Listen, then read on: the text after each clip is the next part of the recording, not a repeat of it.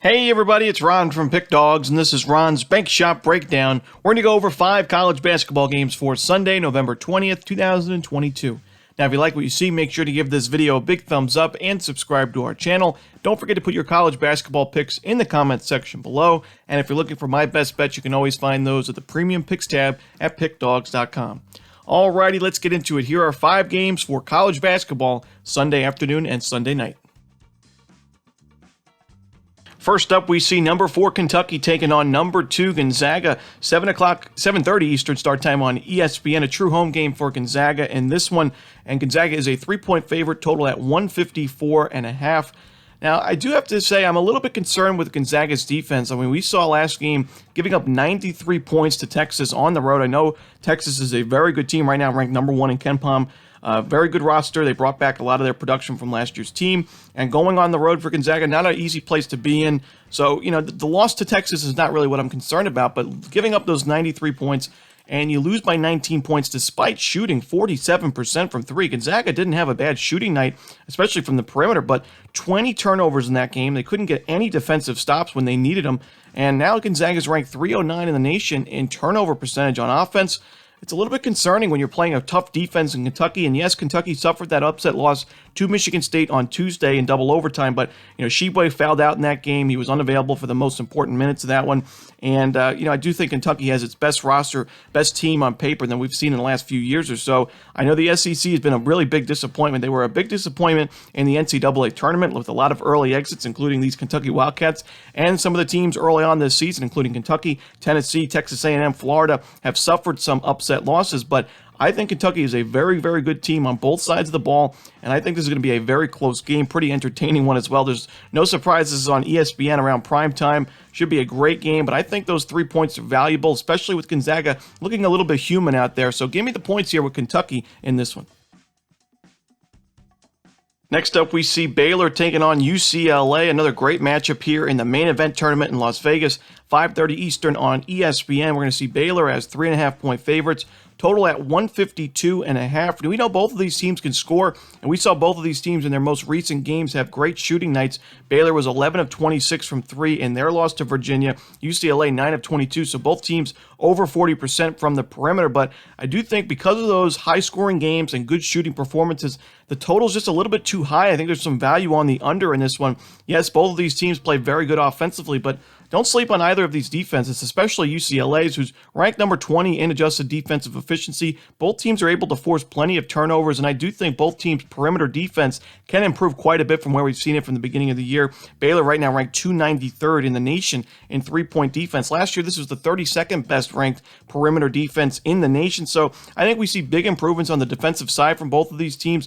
Both of these teams are also pretty good on the defensive glass, which I think is going to help limiting those second chance opportunities, those easy baskets in the paint for both of these teams on offense. I think we see a lower scoring game, not a miserably low scoring game, but with a total like 152.5. You don't need a 55 to 60 final score to get under. We could see both teams in the 70s and still get under this number. So give me the under in this UCLA Baylor. I think there's just a little bit of value on that under. Next up, we see another game in that main event tournament in Las Vegas. It's Virginia and Illinois. Virginia, a 2.5-point favorite, total at 136.5, so a much lower total in this game than the other main event game. And even though both of these teams had very high-scoring games last time out, Virginia 86-79 final, Illinois 79-70, and both teams had great shooting performances. Virginia, in that game against Baylor, you want to talk about three-point success. They were above 60%, 64%. 64.3 to be exact, 9 of 14 from the perimeter. Illinois, another great shooting night from them against UCLA. They went 12 of 25 for 48%. So both teams coming off great performances from the perimeter. I do expect a little bit of a different game here. Virginia is still a defensive first team, in my opinion, and they do really like to slow things down. They're ranked 327th in average possession length on offense, 341st on defense, and they're top 12 right now in adjusted defensive efficiency. So I expect a little bit of a lower scoring game, but at that total, I don't see a lot of value on the under. I'm just looking towards the side here.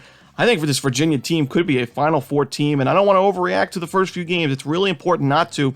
In the beginning of college basketball, we see plenty of teams emerge as big-time favorites early on this season, and somehow they're not even making it to the second weekend of March Madness. This is how college basketball works, but I like this Virginia team going into the year, and I really like the fact that the offense is looking real strong. You know, in recent years with Tony Bennett's teams, when they lost to UMBC in the first round, even in that year in the 2019 championship season when they were the best team in college hoops, their offense was still hit or miss in some spots, especially in conference play where they had stretches where they were scoring under 70 points per game. But this season, Virginia ranked 4th in adjusted offensive efficiency, a great shooting team, really experienced team. I think Virginia is the team to beat right now, and I think we're getting a good number with them in this spot. So give me Virginia laying the points in this one.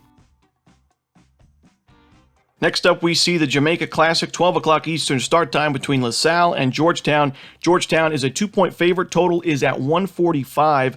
Now, I mentioned in the last video that we talked about Georgetown. They were playing Loyola Marymount on Friday, and I said there's just no way I can lay points against any kind of solid team with Georgetown right now, even though, you know, Georgetown seemed to be the better team on paper.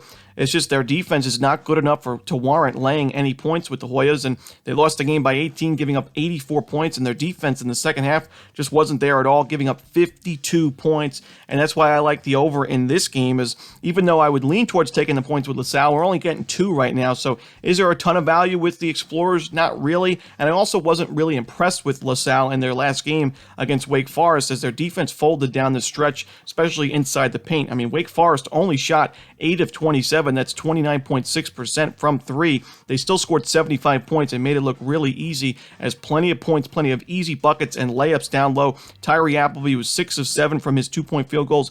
Andrew Carr, the transfer from Delaware, he was 5 of 7, and Cameron Hildreth was 4 of 7. So plenty of easy buckets inside the paint that LaSalle was giving up. And Georgetown, you know, this is a very bad defense, but the offense is still ranked inside the top 80 in adjusted offensive efficiency. They play a pretty quick, up-tempo style of offense, a decent shooting team as well, but that 258th ranked perimeter defense facing against taking on a team like LaSalle, who brings in a really good perimeter shooter, and Josh Nickelberry, who had a nice game against Wake Forest, 6 of 11 from 3.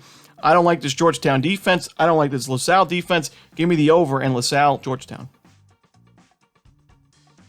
And the final game we're going to talk about for Sunday's card is going to be between Tarleton State and Boston College. Boston College, a 5.5-point favorite, and this one total is at 134, and it's going to be an 8 o'clock Eastern start time on ESPN3 in the Paradise Jam tournament.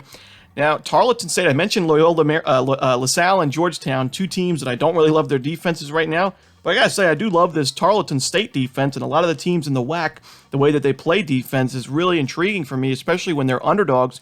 And I think this is actually a solid matchup for Tarleton State. This is a team that joined Division I college hoops in 2021. They had some growing pains in their early, season, 10-10, their first season in Division I. Then last year, a losing season as well, 14-17. They were not very good in non-conference play, but that was because they scheduled such a tough non-conference schedule.